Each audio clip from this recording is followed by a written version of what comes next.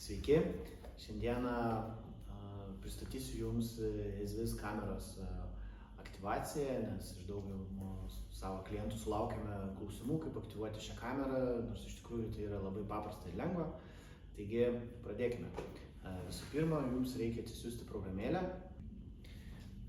Taigi, einame į App Store, pas Jūs Androidas į Google Play, atsisiunčiame EZVIZ programėlę, ši programėlė yra nemokama ir ją spaudžiame atsisiųsti.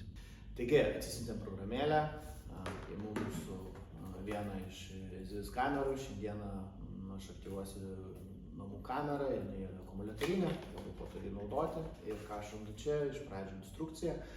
Joje yra šios kameros unikalus QR kodas, kurį mes taip pat panaudosime aktyvuojant šią kamerą. Lygiai toks pat analogiškas QR kodas yra ir ant mūsų kameros. Tai žiūrime, ką mes čia turime. Štai mūsų kamera. Aš ją įjungiu ir matau, man iš karto užsidegė mėlynas LED indikatorius. Indikatorių turi kiekviena kamera. Kartais įjungus vaizdo kamerą gali degti raudonas LED indikatorius, tai reikia truputėlį luktelėti, kol užsidegs mėlynas indikatorius ir tada mes galėsime pradėti aktyvaciją šios kameros. Taip pat, kaip minėjau, yra irgi unikalus QR kodas, kurį jau prieš tai rodžiau ant instrukcijos, tai jis yra ir čia, ir kiekvienos kameros. Ir jį, kai jūs nuskanuosite, jūs tampate vaizdo kameros administratoriumi ir niekas kitas nebegalės šios kameros aktyvuoti. Jūs galėsite ateityje tik tai iš programėlės pasidalinti šią kamerą su kitais žmonėmis, jeigu norėsite, kad ir kiti jūsų artimieji ar kažkokie kiti žmonės irgi matytų tą pačią vaizdo kamerą. Ir pradedame aktyvaciją. Tai einu vėl į atsisiųstą programėlę.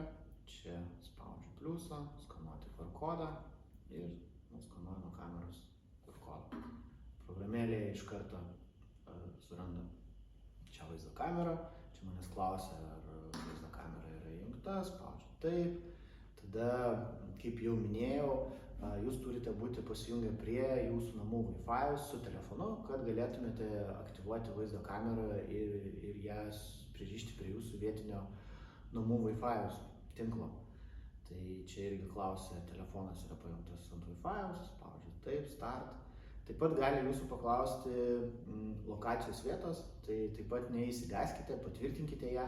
Pagal tai, kai jūs patvirtinsite, tai pagal tai telefonas automatiškai suras jūsų namų Wi-Fi ir jums teliks įvesti jūsų namų Wi-Fi slaptažodį, tada paspausti Next arba toliau, vėl prisijungti ir kągi jungiamės prie mūsų vaizdo kameros.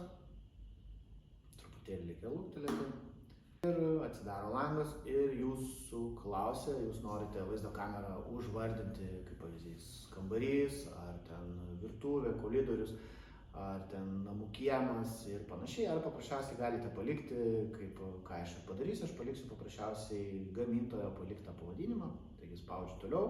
Configuration complete. Welcome to EZVIZ. Taigi, kaip girdėjote, jau pasijungiame. Ir kraunam ir štai dar keletas paspaudimų, čia visus spauskite toliau. Taip pat jūsų gali paprašyti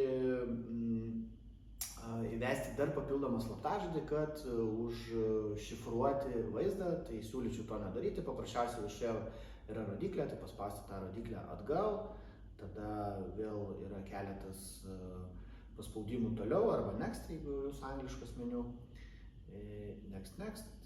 Ir štai mūsų kamera aktyvuota. Tai aktyvavus pirmą kartą šią kamerą, gamintojas jūsų paklaus, ar norite pasinaudoti debesų saugyklos paslauga, bet dažniausiai visi įsigijame atminties korteles, taigi aš spaudžiu, kad aš to nenoriu, nes visi įrašai, visa kita bus saugomi atminties kortelėje, tai jau jūs kaip norėsite, tai pasirinksite.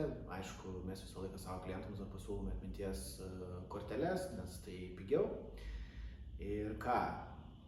Bandau užkrauti mūsų kamerą, matau, jinai puikiai rodo. Taigi, tam kartui tiek. Ačiū ir gero naudojimus.